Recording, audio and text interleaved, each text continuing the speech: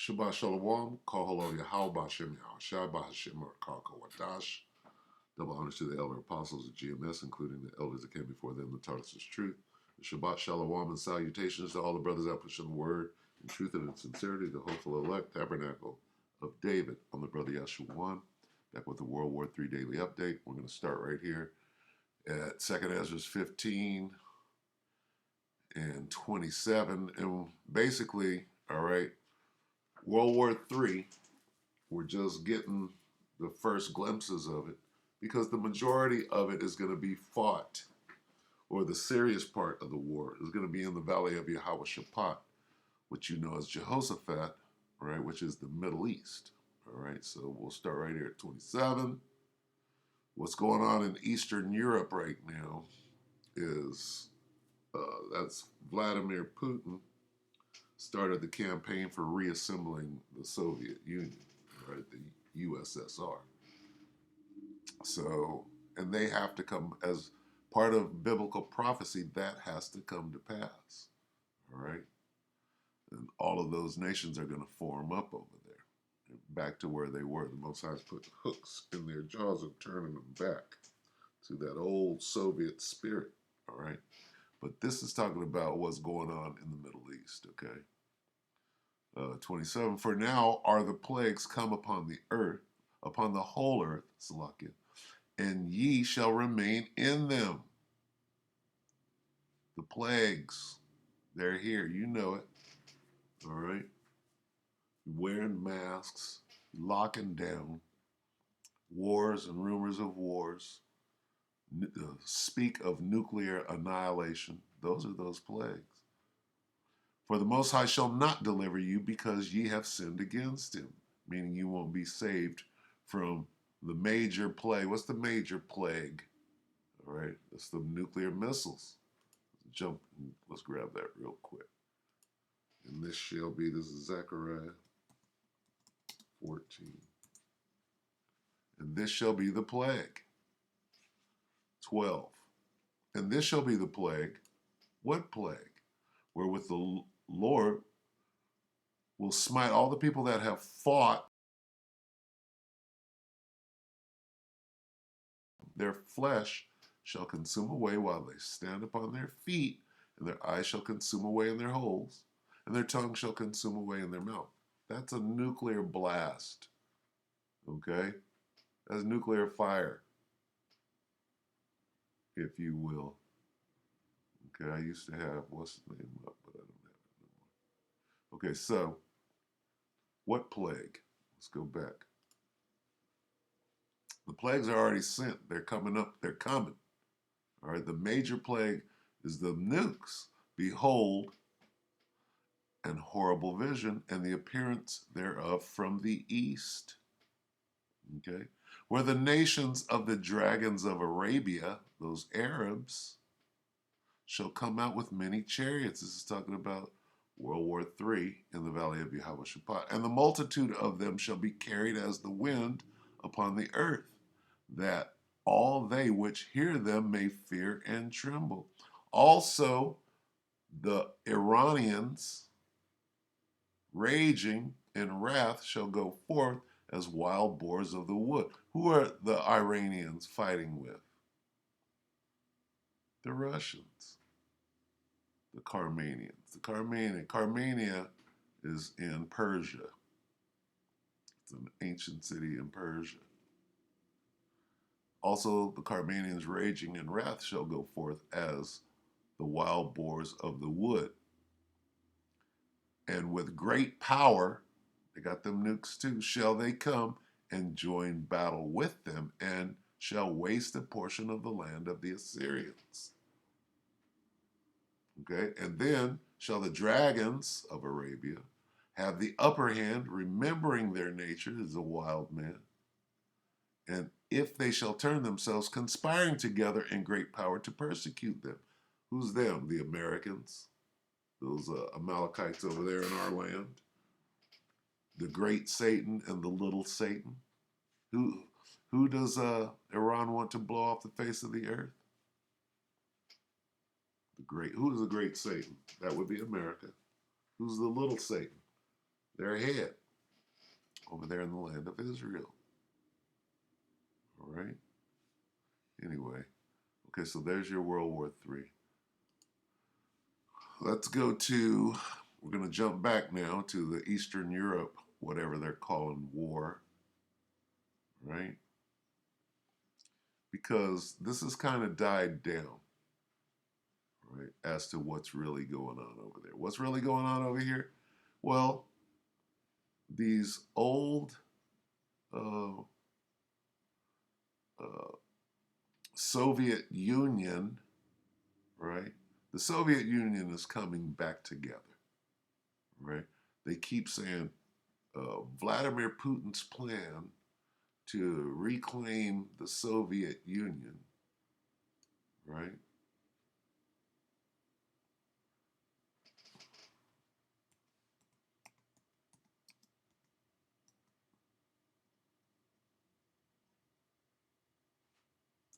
Putin's new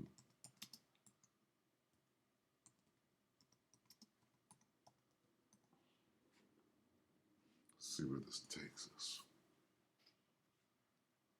2 months. Putin's security zone in the Ukraine, Belarus, or new Soviet Union. Okay. This is 3 months ago. The USSR, the Soviet Union, collapsed 30 years ago. Does Putin want to bring it back? Well,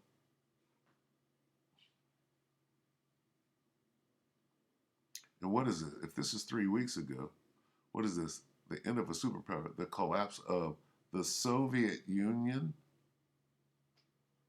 All right, no, it's coming back. Putin wants the old Soviet Union back.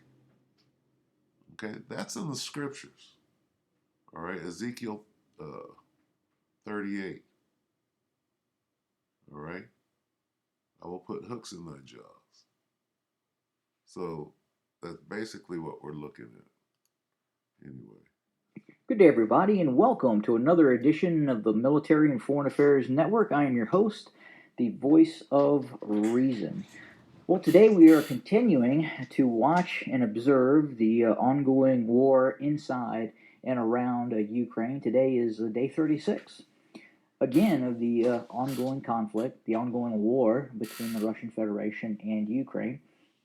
And we can tell you that today, again, not a lot has changed since the day before, or quite frankly, within the last 24, 48 hours. What we can report is that a Ukrainian offensive, counteroffensive, coming out of Mykolaiv, directed towards Russian positions west and north of Kherson, has been repelled. It would appear that right now Ukrainian forces are no longer attempting a counterattack at this point in the direction of Kherson. It would appear that the Russian forces, with the use of quite a bit of heavy artillery, multiple launch rocket systems, and tactical aircraft, has blunted that Ukrainian drive towards Kherson.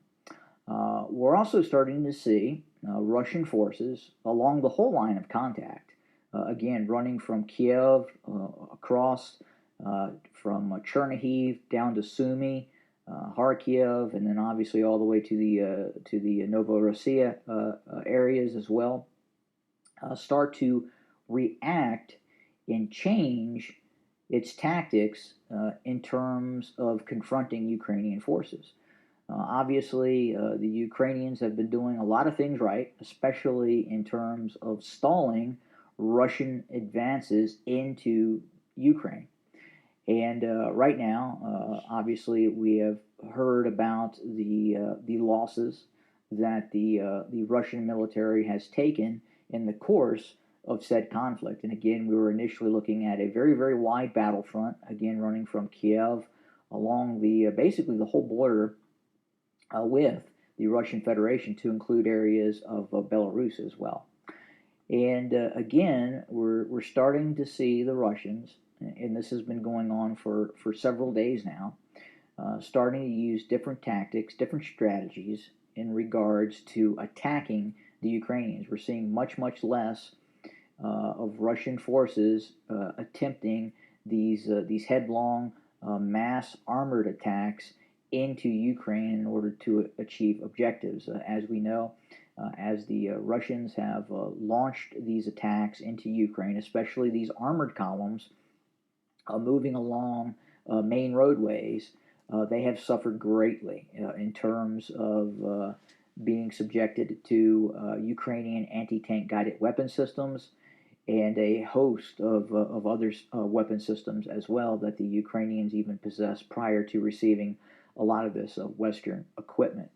Now, what are the Russians doing differently? Well, they continue to deploy reconnaissance units, and in conjunction with those reconnaissance units, once the Russians identify Ukrainian forces, obviously they are then attacking those forces with heavy artillery, long range rocket systems, and again are far less likely to attack a target inside of Ukrainian territory with tanks and armored infantry fighting vehicles. We're seeing a lot less of that. So again, we're seeing the Russians move forward, and we're seeing the Russians sensing targets, observing targets, and then calling in fire on those targets from, again, either heavy artillery systems, rocket systems, cruise missiles, or fixed wing aircraft as well. And another interesting development, we're starting to see Russian aircraft fly a lot higher than what they initially were flying. So it would appear that, at least in some areas, the Russians have degraded those medium and long range air defense missiles, such as the Buk and the S 300, that the Ukrainians have been utilizing in conjunction with early warning aircraft from Western nations such as Poland and Romania, or actually, more likely than not, obviously, United States E3 long range early warning aircraft observing Russian aircraft entering Ukraine, and then we would have the Ukrainians engaging a lot of those aircraft with its long range air defense systems. Again, such as the S-300 and or Buk. But again, not a lot has changed. Again, in the last 24, 48 hours, there has not been a lot of movement. We are seeing, as we've talked about before, the continued redeployment of Russian assets to the northwest of Kiev. Some Pentagon planners' analysis have believed that up to 20% of initial Russian force capacity on the western bank of the Dnieper River in terms of battalion tactical groups have been withdrawn into Belarus for rest and refit, while other battalion tactical groups, some of which have been reserve units brought in from other areas of the Russian Federation, have been forward deployed. Now, we did see an initial counteroffensive attempted by the Ukrainian armed forces when that transfer was occurring. Now, obviously, it has not broken down Russian forces and enveloped Russian forces as earlier had anticipated. So again, especially near the Antonov Air Base in and around Hostomel, we continue to see Russian forces actively defending and holding their own against Ukrainian forces in terms of these limited counterattacks. We think right now that at least the lines northwest of Kiev are fairly solid. We don't anticipate any more Ukrainian advances. In fact, we could start to see the Russians push back against some of these limited Ukrainian gains northwest of Kiev, and we certainly anticipate that because again, holding these lines as they currently are is going to be very, very challenging for the Russians. Now, is it possible that the Russians back out and abandon Antonov airfield? Possibly, but again, we just don't know what the Russians are going to do at this point. I know the. Okay, so obviously this civil war, right? This is all Russia, folks. As Paul and Adrian says, folks, this is Russia, folks. All right, and let them, mete out their situations. All right, now the real war, all right, the real World War III, if you will take place here. Okay, this is what the Most High, right? What does this say? The Lord judges the nations. Who are the nations? The heathen, the other nations, not Israel. Okay? Because God loves Israel. All right? Joel 3 and 2. I, that's the Most High Yahweh, Bahashem Yahushai, I will also gather all nations and bring them down into the valley of Jehoshaphat, or Yahweh Shaphat. The Most High's name is Yahweh. Shaphat is judgment. What? And will plead with them and will judge them, right? They're for my people and for my heritage, Israel. That's who he loves. Okay? Let's get this. I will gather the armies of the world into the Middle East. There will I judge them. Yahweh Shaphat, judgment. God's judgment. There will I judge them for harming my people. Okay? This is World War III. Where? In the Middle East. All right? So anyway, what's going on in Russia is, really what they're doing is they're preparing for the Valley of Jehoshaphat. That's what Vlad is doing, and let's get some battle-hardened warriors together for the final showdown. Right? All right, so anyway, with that, that's just a quick update. All right? With that, we hope that the elect were edified, and we're going to say Shabbat Shalom.